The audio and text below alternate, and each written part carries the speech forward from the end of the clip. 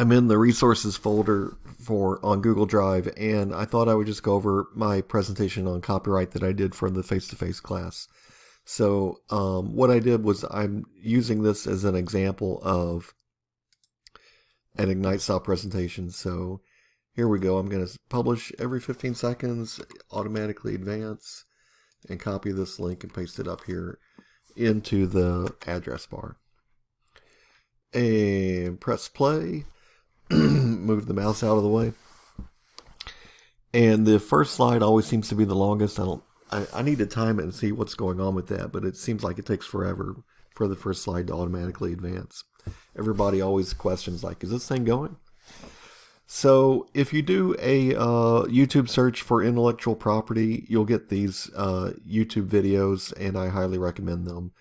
And I think it's going to start playing here. So yeah, so I need to advance to the next slide.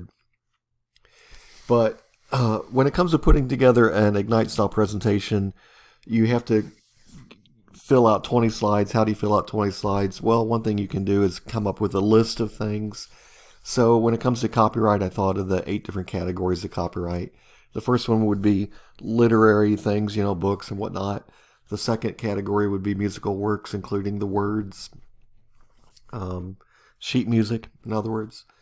The third category is dramatic works and accompanying music. So here I've got a picture of Pirates of Penzance and, I don't know, just dramatic works, accompanying music.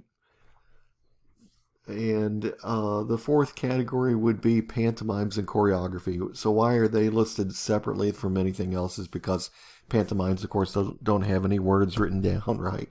Choreography normally doesn't have any words written down. So they've separated that out into their own category.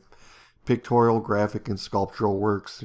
And thought I'd show a picture of the most famous sculptural work out there. David by Michelangelo.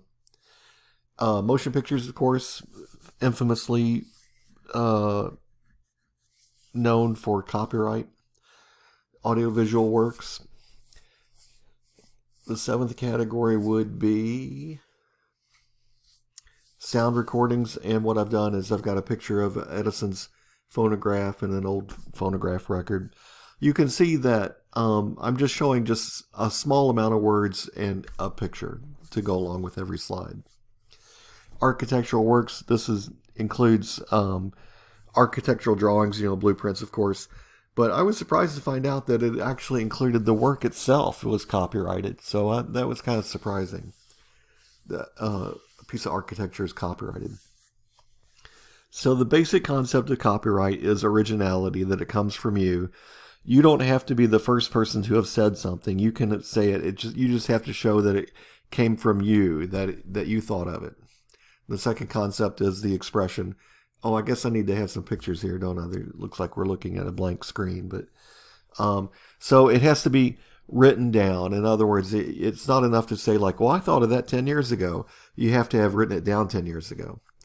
When does the copyright start? It starts when you write it down, when it's published, when it's put online, when it's made into concrete form, when it's expressed, not when you had the thought. And how long does it last? It lasts for 70 years after the author's lifetime. And there's, of course, there's exceptions to that, but just think of it as that 70 years after you pass away. That's how long a copyright lasts. That's Stan Lee, the author of Marvel Comics. And what does it give you the rights to do? It gives you, number one, the right to reproduce the work via copies or phonograph records.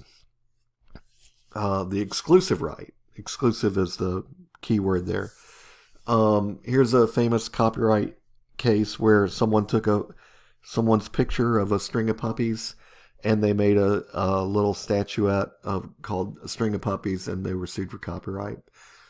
Distribute copies to the public by sale. So here's another famous copyright case where a macaw monkey took a selfie, and that was published on National Geographic and became famous because they Society for the Prevention of Cruelty to Animals sued National Geographic. Perform the copyrighted work publicly. So here's an example of choreography that's copyrighted. display the work publicly. For instance, in a museum, you're allowed to be the exclusive person to display it publicly. If someone else displays it publicly, you can sue them because you have the copyright. And with sound recordings, perform the work publicly by means of digital or audio transmission.